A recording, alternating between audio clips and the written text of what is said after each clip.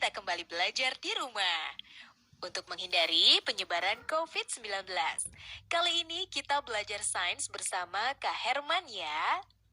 Ayo sediakan alat tulis dan bersiaplah menjawab pertanyaan. Kerjakan pertanyaan ini sebagai PR dengan bimbingan guru atau orang tuamu ya. Sekarang mari kita simak pelajaran dari Kak Herman. Aku jalan ya. Ya. Kau mati. Lihat ya. Ya. Ikutan main dong. Lah, caturnya kok nggak berantakan sih? Ya dong, ini kan papan catur ajaib, namanya Magneto. Kan nyari kalau ada orang lagi main jangan iseng. Aku bingung deh. Di rumah, ibuku menempelkan kertas di kulkas, tapi tidak memakai lem. Ibuku menjawab memakai magnet. Dan sekarang papan catur ini aku angkat tidak jatuh juga. Dia bilang pakai magnet juga. Magnet itu apa sih? Kamu kalau mau nanya magnet sama aku, tapi kalau mau dijawab sama Fadil dan Dea. Kirain yang mau jawab kamu. Arik, magnet memiliki dua kutub, yaitu kutub utara dan kutub selatan. Jika kutub tidak senama didekatkan, maka akan terjadi gaya saling tarik-menarik. Contohnya, pada catur ini. Tetapi jika kutub senama didekatkan, maka akan terjadi gaya tolak-menolak. Bagaimana, Arik? Apakah kamu sudah mengerti tentang magnet? Oh, aku sudah mengerti sekarang tentang magnet.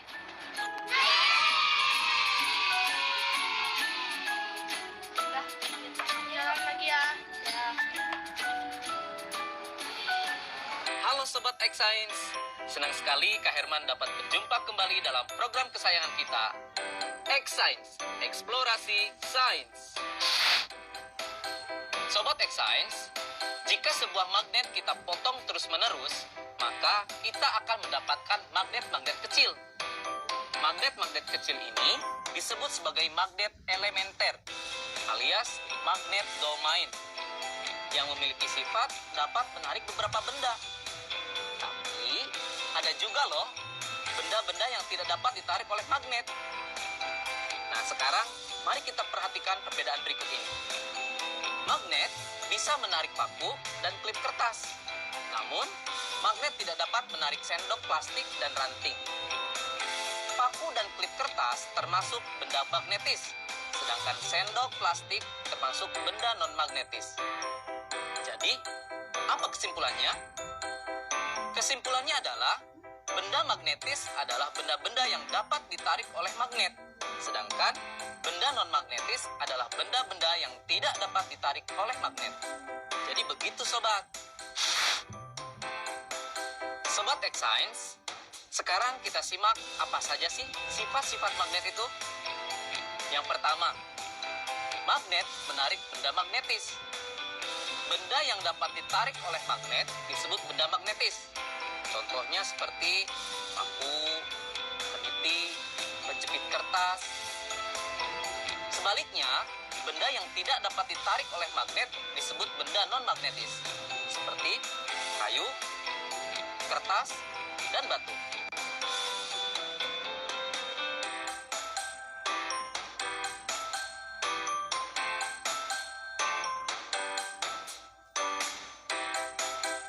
Sifat yang kedua adalah magnet mempunyai dua kutub. Biasanya disebut kutub utara dan kutub selatan. Jika kita mendekatkan kutub-kutub yang senama, maka magnet tersebut akan saling tolak-menolak. Sebaliknya, jika kita mendekatkan kutub-kutub yang tidak senama, maka magnet tersebut akan tarik-menarik. Loh, kok bisa ya Sobat X-Science? Ternyata hal ini terjadi karena arah gaya magnet keluar dari kutub utara masuk ke kutub selatan. Sifat yang ketiga, gaya tarik magnet paling kuat terletak di bagian kutub magnet. Garis medan magnet secara alami berkumpul bersama di ujung magnet. Bagian ujung magnet ini disebut sebagai kutub magnet. Karena garis gaya magnet berkumpul di ujung magnet, gaya tarik paling kuat terletak di bagian kutubnya. Yang terakhir, gaya magnet dapat menembus benda tertentu. Kekuatan gaya tarik magnet ditentukan oleh ketebalan benda yang menjadi penghalang antara magnet dengan benda magnetisnya dan jarak antara magnet dengan benda magnetis tersebut. Bagaimana? Menyenangkan bukan belajar sains? Dengan belajar sains, kita menyadari akan kekuasaan Tuhan Yang Maha Esa yang telah menciptakan magnet lengkap dengan keunikan sifat-sifatnya. Sehingga kita dapat menggunakannya untuk kehidupan dan dapat menambah rasa syukur kita. Saatnya kita bernalar. Yuk, mari kita bernalar ya. Ada satu magnet batang T, U, dan dua batangan benda yaitu P, Q, dan RS. Dua batang benda P, Q, dan RS didekatkan pada magnet TU. Hasilnya ditunjukkan pada tabel berikut ini.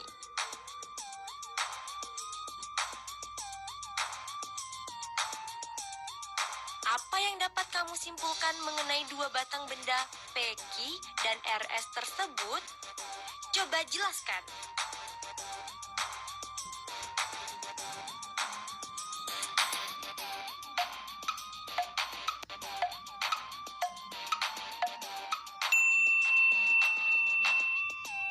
Yuk simak pembahasannya. P, Q adalah magnet, sedangkan RS adalah benda magnetis.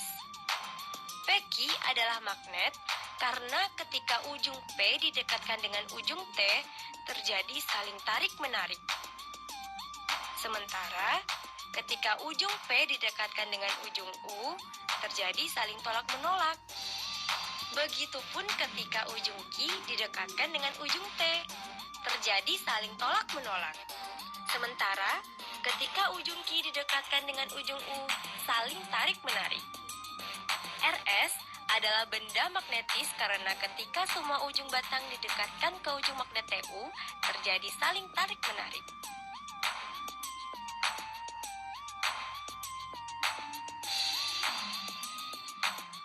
Nah adik-adik, sekarang waktunya menjawab pertanyaan. Siap-siap mencatat ya. Pertanyaannya adalah, benda-benda apa saja di rumahmu yang bisa ditarik magnet? Dan benda-benda apa yang tidak bisa ditarik magnet? Dicatat ya. Benda-benda apa saja di rumahmu yang bisa ditarik magnet? Dan benda-benda apa yang tidak bisa ditarik magnet? Nanti jawablah pertanyaan ini sebagai tugas di rumah ya. Kerjakan pertanyaan dengan bimbingan guru atau orang tuamu.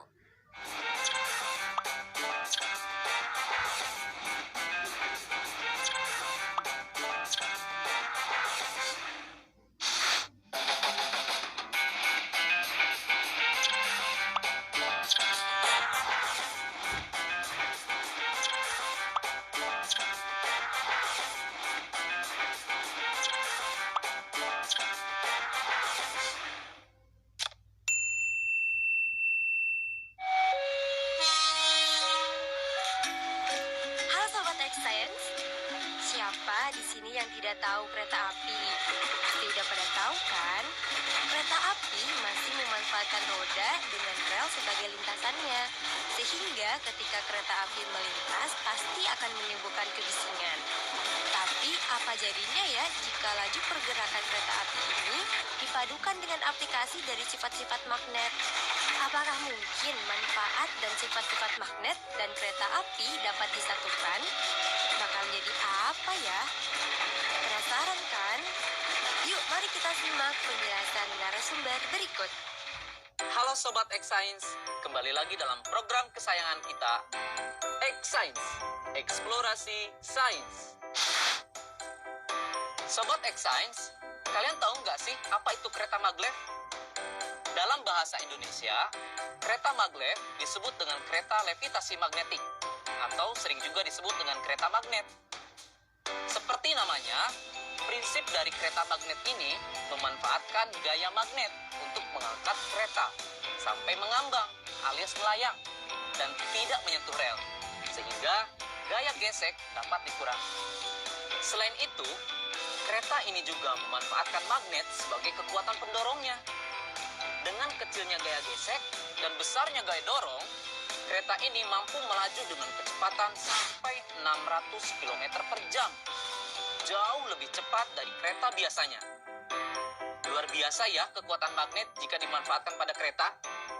Nah, sekarang bagaimana jika diterapkan pada bidang yang lain ya? Saatnya kita seru-seruan bereksperimen dengan menggunakan magnet, yaitu pensil melayang. Loh, kok bisa pensil melayang? Pasti penasaran bukan? Yuk kita mulai. Terima kasih Kak Herman. Alat dan bahan yang dibutuhkan pada eksperimen ini adalah sebagai berikut. Pensil, magnet berbentuk ring, karet alas. Langkah-langkahnya adalah sebagai berikut. Tempatkan 4 magnet berbentuk ring pada kasar karet. Upayakan kutub yang menghadap ke permukaan senama dengan kutub magnet yang dipasang nantinya pada pensil. Masukkan 2 ring magnet pada pensil.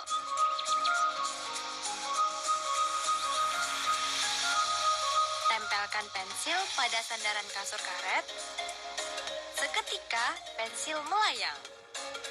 Nah, kok bisa sih? Sekarang, mari kita amati yang terjadi.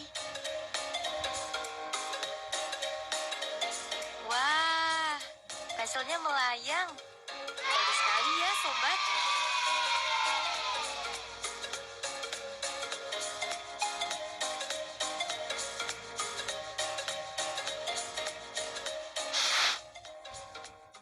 Adik-adik, tadi sudah melihat kan percobaan pensil melayang? Sudah tahu jawabannya kenapa pensil bisa melayang? Pensil dapat terangkat ke atas dan melayang karena pengaruh dari gaya tolak-menolak kutub magnet yang senama antara magnet yang ada di pensil dan magnet yang ada di styrofoam.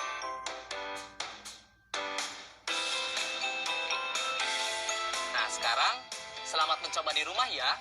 Sampai jumpa di eksplorasi sains berikutnya.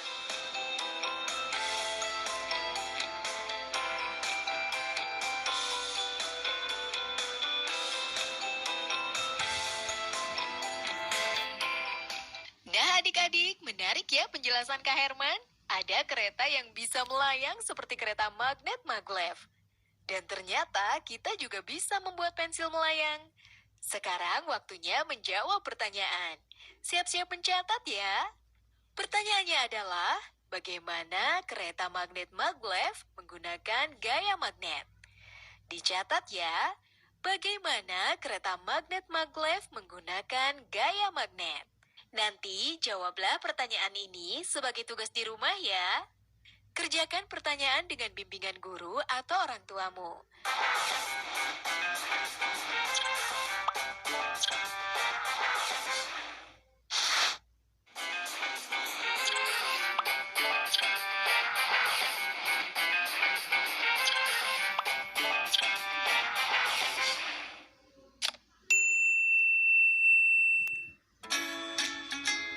Bagaimana? Bisa gak? Bisa dong caranya. Kita gabungkan kabel ini ke bohlam. Lalu kita hubungkan ujung kabel yang lain ke bawah baterai.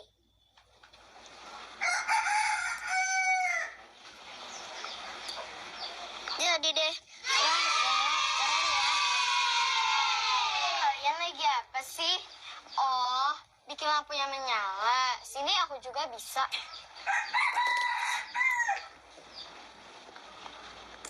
Lihat ya. Simsalabim, menyala. Lah, kok tidak menyala? Pantas kau lupa.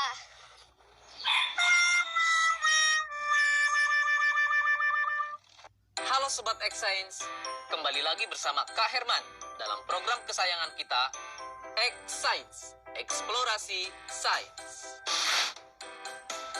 Sobat X-Science, tahu tidak kenapa bohlam bisa menyala ketika dihubungkan dengan baterai menggunakan kabel? Itu karena ada arus listrik yang mengalir. Nah, arus listrik itu mengalir dari kutub positif ke kutub negatif, atau dari tegangan yang lebih tinggi ke tegangan yang lebih rendah. bagaimana ya dengan larutan? Bisa tidak menghantarkan listrik? Baik adik-adik, kita buktikan yuk dengan eksperimen. Sobat X-Science, eksperimen kita kali ini adalah percobaan larutan elektrolit dan non-elektrolit. Alat dan bahan yang dibutuhkan dalam eksperimen ini yaitu toolkit listrik yang berisi gauge-meter, aquades, air garam, dan air asam jawa. Setelah semua alat dan bahan tersedia, maka langkah selanjutnya, masukkan ujung kabel ke larutan aquades, lalu amati jarum pada meteran alat atau disebut gauge. Tidak bergerak. Setelah itu, ulangi proses kegiatan dengan menggunakan larutan air garam dan larutan asam jawa. Perhatikan pergerakan jarum pada gauge meter.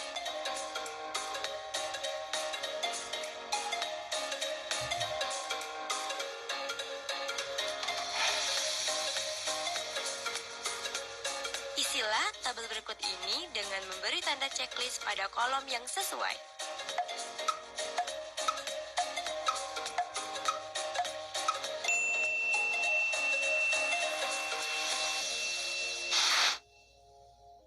Sobat X-Science, sekarang kita simak ya penjelasan hasil eksperimennya.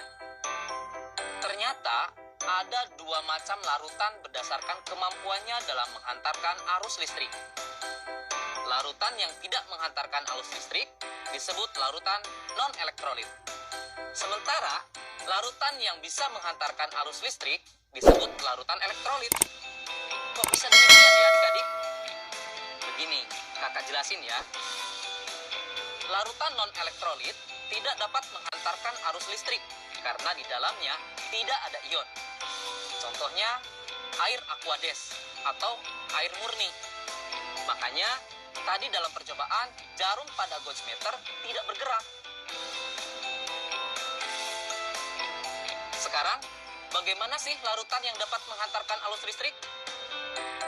Larutan elektrolit terbentuk dari terlarutnya senyawa elektrolit dalam peralut air, di mana senyawa itu terurai sempurna membentuk ion positif atau disebut kation dan ion negatif atau disebut anion.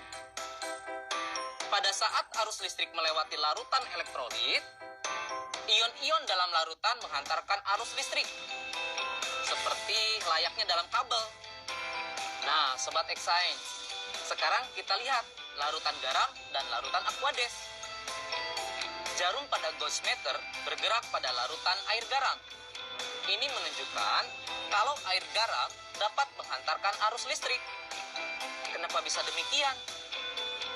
Garam atau NaCl ketika larut dalam air, garam tersebut akan terurai menjadi ion-ion, yaitu ion Na+ dan ion Cl-, yang kemudian mereka terurai, berpencar saat di dalam air. Begitu penjelasannya adik-adik. Menyenangkan bukan belajar sains? Nah adik-adik, dari tayangan tadi kita belajar kalau air garam dan air asam jawa bisa mengantarkan arus listrik.